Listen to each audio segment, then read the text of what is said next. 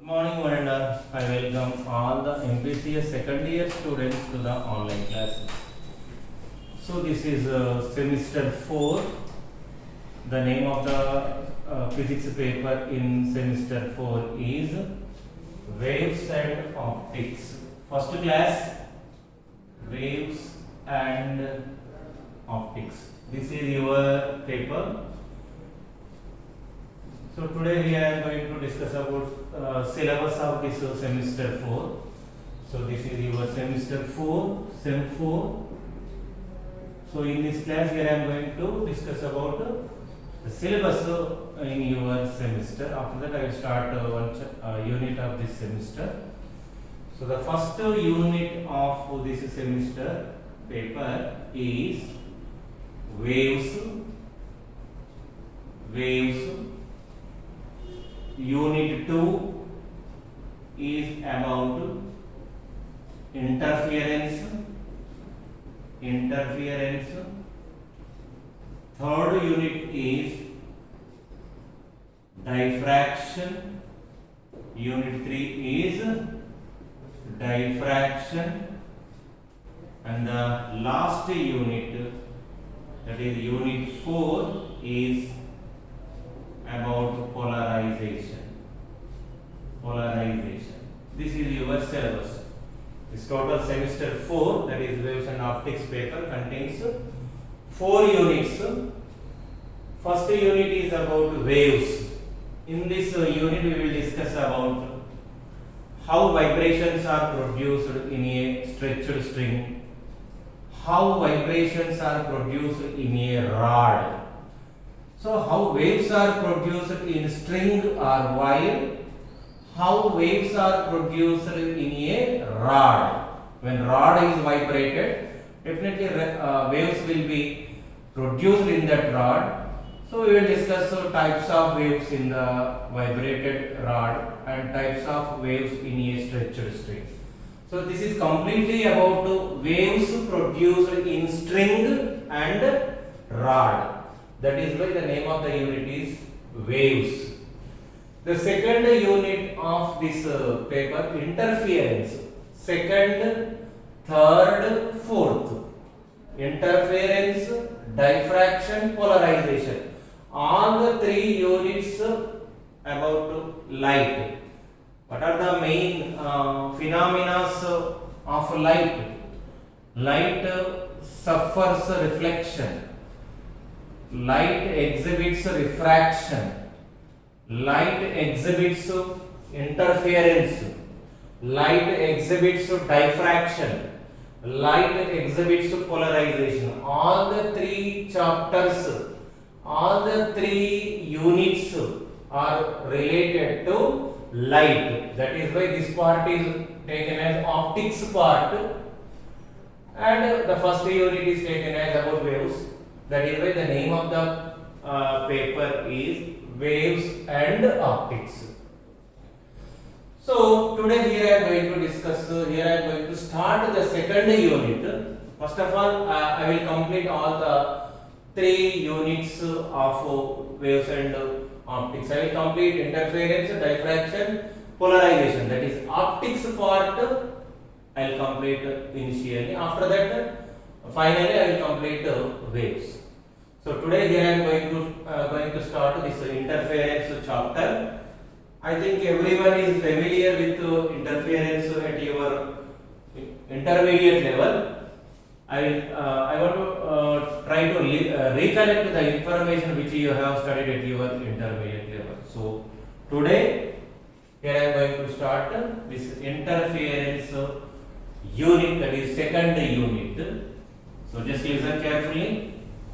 Very important topics and little bit tough when compared to the third semester, second semester, first semester. It is little bit tough because this is completely related to most of the 75% of this paper related to optics part or light part. So you have to study these 3 topics very carefully.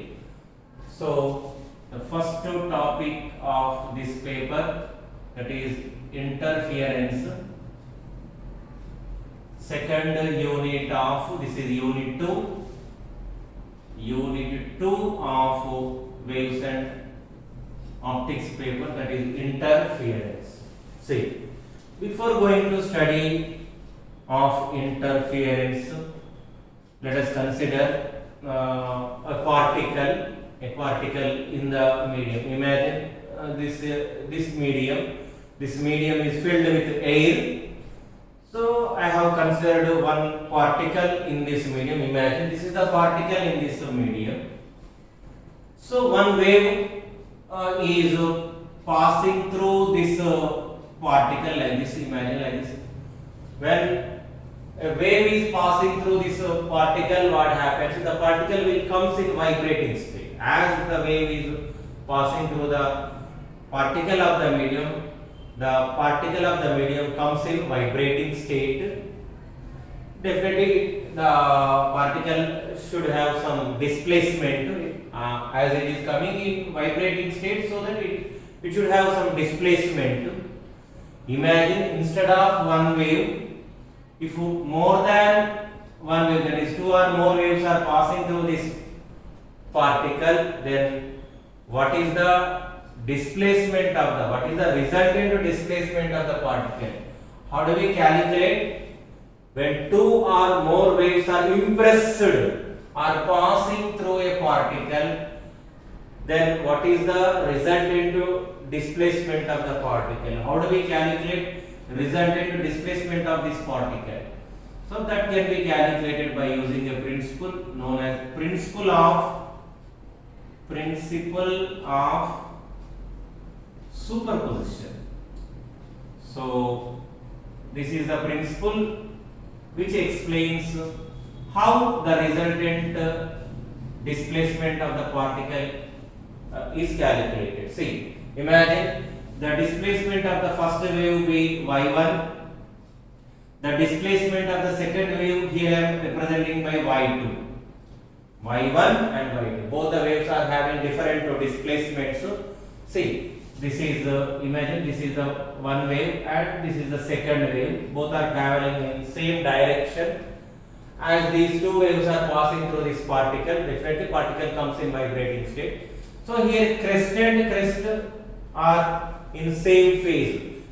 Crest of the first wave is falling on the crest of the second wave. So definitely the net displacement will be increases. Let this is y1, this is y2. So both are superimposing on each other. So net displacement will be increases. So how do we calculate this net displacement? Simply by adding these two displacements.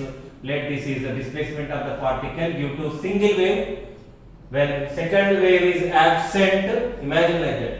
When second wave is absent, when only one wave is passing through this particle, in such case, imagine the displacement of the particle instead of staying at this point due to the wave, the particle is going from this point to this point. This will be the displacement of the particle when the second wave is absent. Similarly, if the first wave is absent, when second wave is passing through the particle, this will be the displacement of the particle. So if anybody comes and asks you, when two waves are simultaneously passing through this particle, then what is the net displacement of the particle? Simply by adding we get the net displacement, because due to the overlapping, so this crest is falling on the crest of the second wave, so that the net displacement is increasing. So that is why just add the second displacement with the first displacement, you will get a resultant displacement of the wave or resultant displacement of the particle. Therefore, y is equal to y1 plus y2. Or imagine one wave is first wave is passing like this and second wave is moving like this or like this, like this. So the crest is falling on trough. The crest of the first wave is falling on trough. So definitely the net displacement will be decreases. This is y1 in positive direction, this is y2 in a negative direction. So the net displacement will be y is equal to y1 minus y2. So the net displacement we can actually just intermediate displacement of these two waves, so you can represent like this. So this is the net displacement of the particle if the two waves are passing through like this. Clear? So in general, how do we express this principle of superposition in mathematical form? Y is equal, this is resultant displacement of the particle, is equal to y1 plus or minus y2. When we consider only two waves, in such case we express the mathematical form of principle of superposition like this. Instead of two waves, if you consider more than two waves, you just add the remaining displacements like this. You can add like this. So this is the way to represent the principle of superposition. I think everyone get an idea about this principle of superposition. Then how do we define the definition of principle of superposition? When two or more waves are impressed on a particle of the medium, when two or more waves are impressed or superimposed on a particle of the medium, the resultant displacement of the particle of the medium is algebraic sum of the individual displacements. Algebraic sum of the individual displacement known as principle of superposition. So before going to discuss about interference, we have to know this concept, that is principle of superposition. I repeat the definition of principle of superposition. When two or more waves are impressed on a particle of the medium, the resultant displacement is equal to algebraic sum of the individual displacements of the waves.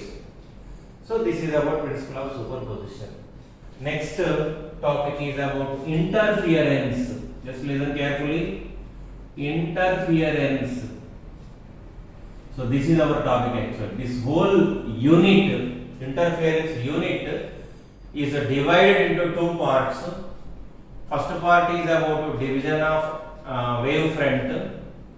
Second part is about division of amplitude. So total interference unit is having two parts. So today here I am going to start the first part of this interference, that is division of wavefront. So before going to study of that topic or that part, we have to know what is interference. So I think everyone is familiar with this topic. You have studied at your intermediate level some basics of this chapter. Already you have studied at your intermediate level. So I try to recollect the information. Clear? So here I am defining the definition of interference. The region, the variation of the intensity, when two or more waves are superimposed, definitely the intensity will be varied. Sometimes the intensity will be increases like this. Sometimes the intensity will be decreases like this. Clear? The variation of the intensity in the region of superposition, the variation in the intensity in the region of superposition due to two or more waves, of same frequency whose phase means angle, whose phase does not change with time, is called interference. Interference definition can be defined with the help of principle of superposition only. Right? I repeat the definition of interference. The variation of the intensity in the region of superposition due to two or more waves of same frequency and whose phase does not change with time, known as interference. During interference, we observe at least the minimum number of waves must be 2. to obtain interference pattern, we should have at least two waves, right? So types of interferences. During interference, we get a pattern. How do we get during interference? We observe bright fringes. The intensity, just now only what I have explained. When waves are superimposing, the intensity will be varied. That phenomenon is known as what? Interference. Okay. During that interference, we observe bright fringes and dark fringes. Simultaneously we observe these two types of fringes. See, when we get bright fringes, when we get dark fringes, if the resultant amplitude like this one, if the resultant amplitude, the maximum displacement of the particle is also known as what? Amplitude. Instead of displacement, here I am defining with respect to amplitude. The maximum displacement of the particle of the wave is known as what? Amplitude. This is also known as what? Amplitude. When the resultant amplitude is a sum of the individual amplitudes,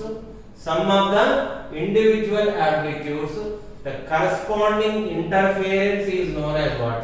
Constructive interference.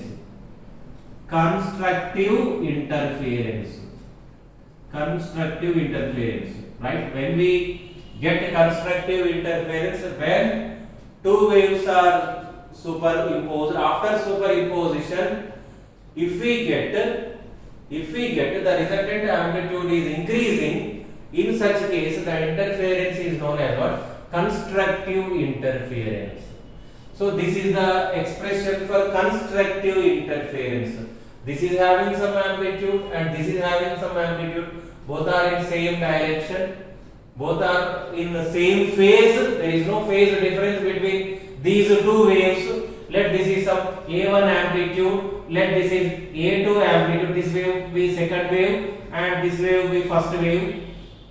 And both are superimposing on each other like this. So the net displacement or net amplitude will be increases like this. This is the net amplitude. So net amplitude is equal to resultant amplitude equal to sum of the individual amplitudes of the wave. In this case, we get bright fringes. When constructive interference is formed, we get bright fringes.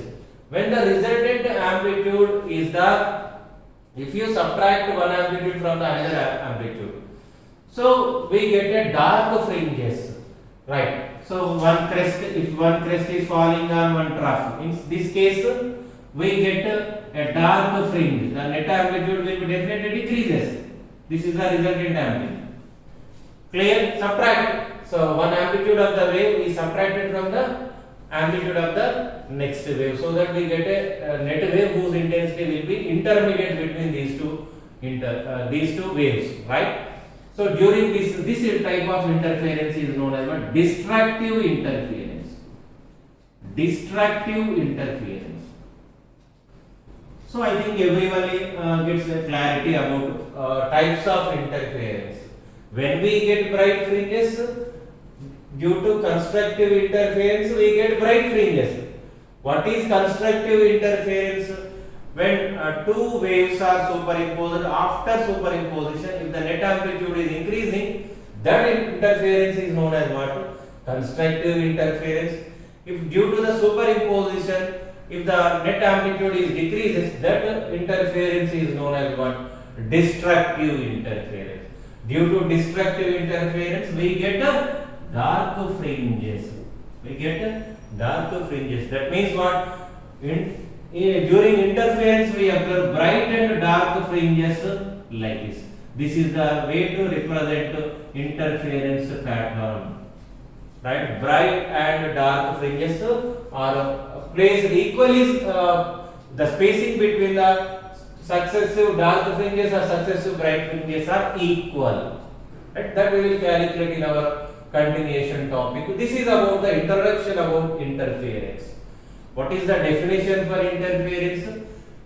the variation in the region of superposition due to two or more waves of same frequency and whose phase does not change with time, known as interference. Due to constructive interference we get bright fringes. Due to destructive interference we get dark fringes. That means during interference we get bright and dark fringes. This is known as what? Interference pattern. After that, Young, a famous physicist, he is the first scientist who did experiment on interference. Finally, he has obtained an interference pattern on the screen. That is known as what? Young's double slit experiment. So I think everyone has studied about this Young's double slit experiment at your intermediate level. So once again, I will repeat that experiment because the expressions in the Young's double slit experiment we will use in our next topic. So we have to study about the Young's double slit experiment. So Young's double slit experiment. So this is the first experiment about interference. Young is the first physicist. He did an experiment on interference and finally he got interference pattern on the screen. So the experimental arrangement of Young double slit experiment is like this. So first of all, he placed a monochromatic source of light, SB, monochromatic source of light. What is monochromatic light? Monochromatic means the light which emits only one wavelength.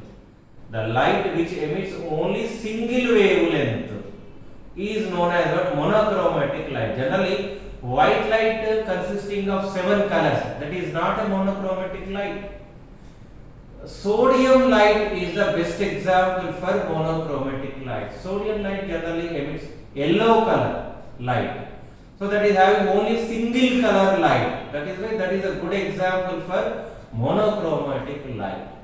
So first of all, SB, imagine SB, the source of monochromatic light, and he placed 2 slits just after this monochromatic source.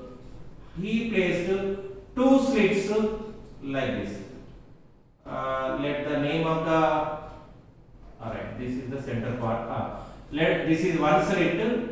He made 2 holes so that these 2 holes behaves like 2 slits. After that, he has placed one screen. This is the screen on which we are going to get interference pattern, right? So when light is coming from this S source like this, when light is coming like this, what happens? Generally, according to Huygens theory, light propagates in the form of wave fronts. So what is wavefront? So wavefront means what?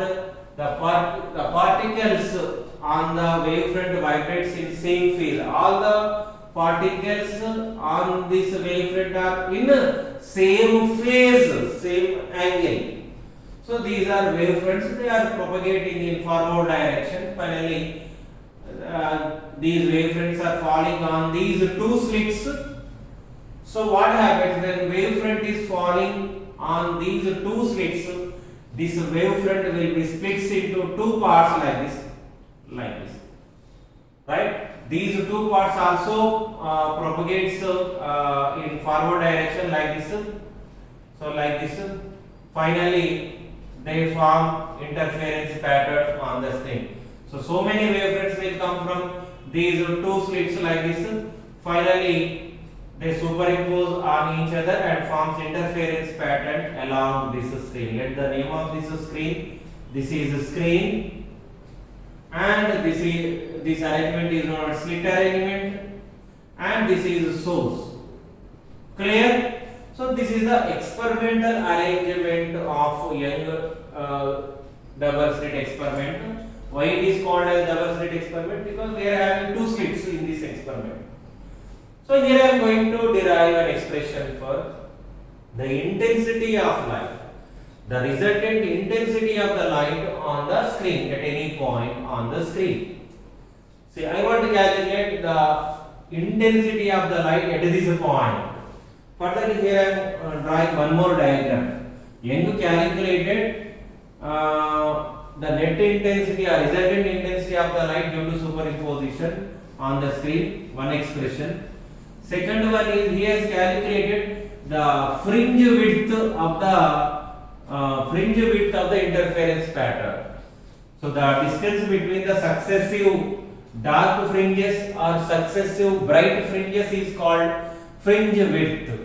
So from this experiment we can calculate the resultant intensity, because intensity is changing. Sometimes it is increasing, that is bright fringes. Sometimes it is decreasing, that is dark fringes. Here I am going to calculate expression for resultant intensity on the screen due to two waves who are going to interfere. Clear? Right. For that, here I am drawing one more diagram. From this experiment only I am drawing this diagram. So our topic is about calculation of intensity.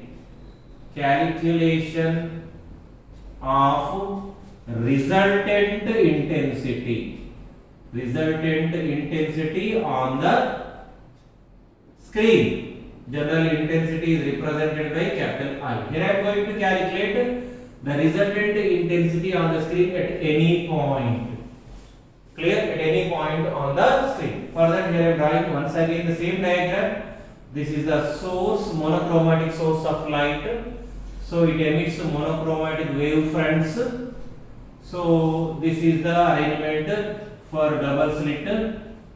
So here we have two slits in the path of plane waves. So these are, let the name of these two slits be this BS1, this BS2, and this is the position of the screen.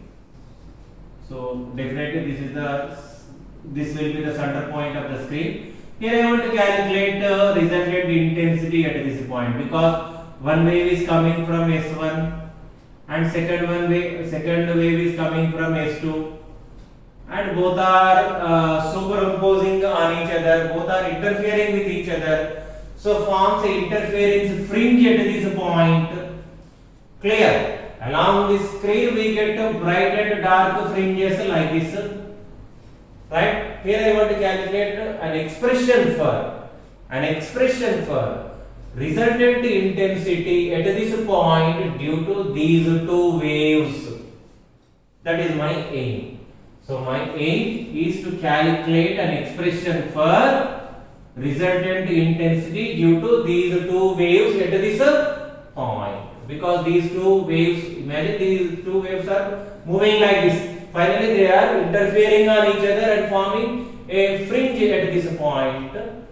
I want to calculate how much intensity that fringe is having. So this is my aim. Clear? Right.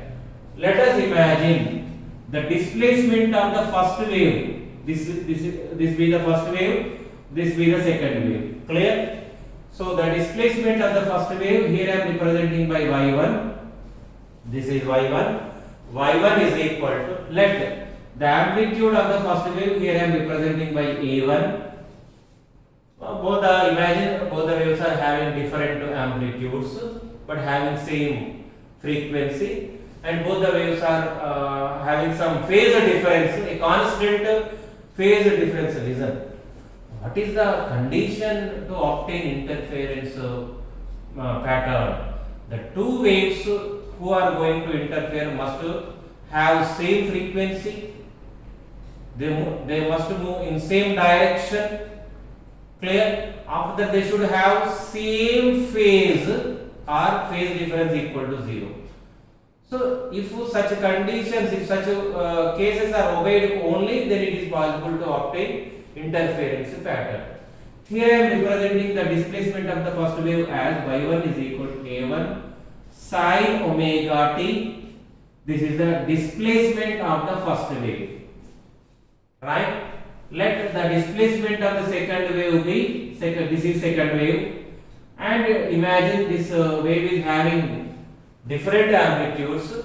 So this is amplitude, A for amplitude. This is the amplitude of the first wave.